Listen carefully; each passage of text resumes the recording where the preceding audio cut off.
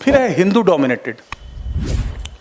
तो ये कहा जाता है कि ठीक है 92% से अधिक सदस्य हिंदू थे, ये बात सही है, लेकिन इसका रिबटल ये है कि क्या भारत को हिंदू राष्ट्र घोषित कर दिया गया या सेक्युलर बना?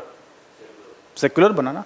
बल्कि उलट अल्पसंख्यकों के अधिकारों की संविधान में व्याख्या की गई। संविधान में 25 से 30 अल्पसंख्यकों के लिए मिनिस्ट्री, अल्पसंख्यकों के लिए आयोग, अल्पसंख्यकों के लिए सकारात्मक भेदभाव का प्रावधान किया गया, सेक्युलर पॉलिटी अपनाई गई। तो ये भी बात को हमें तार्किकता से उलटना है। लॉयर्स पैराडाइज, ठीक है कि अधिकतर जो संविधान निर्माता थे उनका बैकग्राउंड में समाज लॉयर बैकग्राउंड था, चाहे वो नेहरू हो, चाहे पटेल हो, चाहे के मुंशी हो, चाहे BR अम्बेडकर हो, ठीक है। लेकिन उनको सिर्फ लॉयर कहना गलत होगा। लॉयर का जो उन्होंने डिग्री लिया था वो तो 20, 30, 25, 30, 40 साल पहले लिया था। उसके बाद वर्षों तक वो सीजन्ड पॉलिटिशियन थे। उन्होंने ग्रासरूट पे काम किया, लोगों के बीच में काम किया, और कानून बनाने में कानून की जटिलता को देखना ही पड़ता है।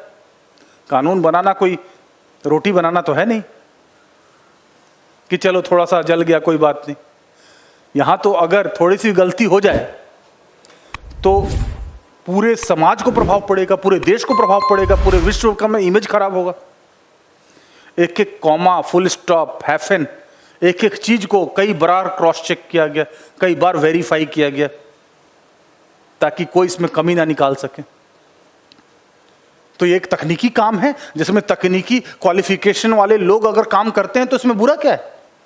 और ये अगर पक्षपात करते तो आपकी बात सही हो जाती कि हाँ लॉयर प्रोफेशन को विशेष दर्जा मिलेगा, बाकी प्रोफेशन नीचे रहेंगे, लॉयर्स को विशेष सुविधा मिलेगी, लॉयर्स को विशेष अधिकार मिलेगा। अगर पक्षपात कर दिए होते तब तो उनकी आलोचना सही साबित है। लेकिन क्या लॉयर्स के पक्ष में कोई पक्षपात किया गया? क्या उनको विशेष दर्जा दिया गया? क्या उनको विशेषाधिकार दिए गए? या संपूर्ण और पूर्ण और समान नागरिकता सबको दी गई, बराबर की दी गई, बराबरी दी गई? और हेविली बोरोड, ये बात सही है कि हमने कई देशों से संविधान में लिया, लेकिन यह सिलेक्टिव एडेप्टेशन है, ब्लाइंड इमिटेशन नहीं, यह अंधा अनुकरण नहीं है। वही, और अच्छी चीजों को लेने में क्या हर्ज है? अगर जो चीजें अच्छी हैं, प्रोग्रेसिव हैं, हमारे लिए सूटेबल हैं, उसको भी डिबेट, डिस्कशन और आम सहमति के द्वारा अगर हम अपनाते हैं तो क्या खराबी है? क्या हम इस मेंटलिटी से चलें कि अच्छा तो है लेकिन दूसरे का है इसलिए हम अपनाएंगे नहीं? अच्छाई को तो कहीं से भी अपनाया जा सकता है, वो अच्छाई जो हमारे लिए सूटेबल है। हमने कोई अंधा तो नहीं कि अमेरिका का कॉन्स्टिट्यूशन या कट पेस्ट कर दिया, कुछ अमेरिका से लिया, कुछ ब्रिटेन से लिया, कुछ हमारा मौलिक है, गांधीयन प्रिंसिपल्स हैं, जैसे पंचायती राज है, छुआछूत के विरुद्ध है, लीकर प्रोहिबिशन है, कॉटेज इंडस्ट्रीज है, विलेज इंडस्ट्रीज है। ये तो हमारे अपने संविधान मौलिक इतिहास में सर्वधर्म समभाव है। और बल्कि ठीक है, बल्कि कॉन्स्टिट्यूशन, लेकिन सभी तरह के पृष्ठभूमि के लोगों को सुरक्षा देनी थी, विविधता थी, और थर्ड वर्ल्ड कंट्री होने के कारण यहाँ तो दुरुपयोग की गुंजाइश ज़्यादा होगी। इसलिए जरूरी है कि सारे प्रावधानों को स्पष्ट किया जाए ताकि कोई भी एक्स्ट्रापोलेशन की, मैनिपुलेशन की, ट्विस्टिंग की, मिस इंटरप्रिटेशन की गुंजाइश ना रहे। टू मेनी अमेंडमेंट्स, मैंने पहले ही बताया कि बहुत सारे अमेंडमेंट्स तो तकनीकी कारणों से किए गए जो पीरियोडिकली रिक्वायर्ड थे, जिन्होंने प्रोसीजरल चेंजेस किया, कोई सब्सटैंटिव चेंज नहीं किया।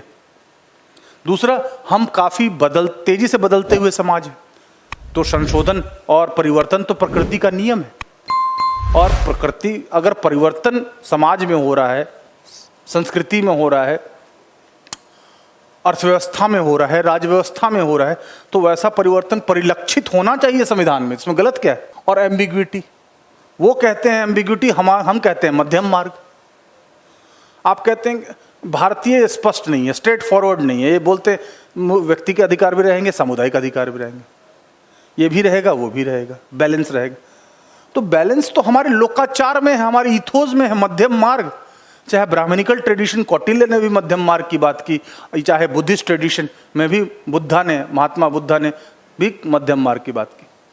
और हम तो मध्यम मार्गी हैं।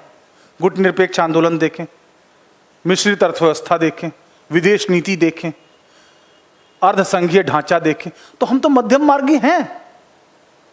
आप उसको द्विभाषीय कहते हैं और बहुत सा समय ले लिया कि 3 साल ले लिया। फिर संविधान झटके से लिखने वाली चीज नहीं थी। जल्दीबाजी में गलती करने के बजाय थोड़ा समय लेकर अगर हम इम्पिकेबल और सबको सहमति लेते हुए संविधान बनाए वो अच्छा है।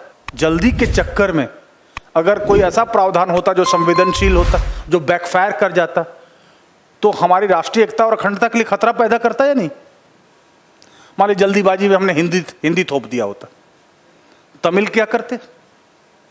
जल्दीबाजी में हमने रजवाड़ों का प्रीवी पर्स नहीं किया होता, जल्दीबाजी में उनको विशेष दर्जा नहीं दिया होता, तो सभी विरोध करते थे, रिवोल्ट करते थे, किससे किससे लड़ते।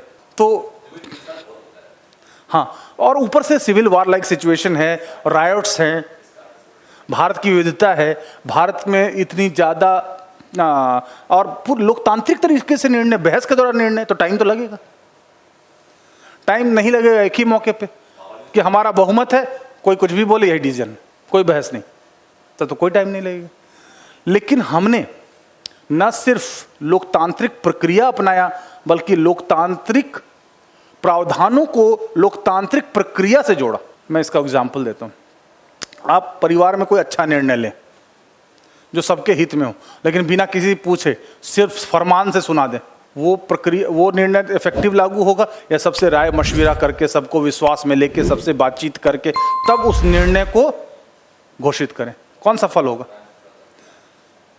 क्योंकि पहले वाले केस में अगर कुछ गड़बड़ हुआ तो लोग कहेंगे हमसे पूछ के किया था, हमसे पूछ के किया था, अब जाइए क्राइसिस झेलिए। और दूसरे वाले में आप खुद बोल सकते हैं कि आप भी तो भागीदार थे, आप भी इस क्राइसिस में आगे आइए, हमारा साथ दीजिए, सब लोग मिलकर इसको क्राइसिस को खत्म करें। समझ में आया। तो स्टेक होल्डर्स अप्रोच कहते हैं, डेमोक्रेटिक रिप्रेजेंट एकोमोडेशन कहते हैं।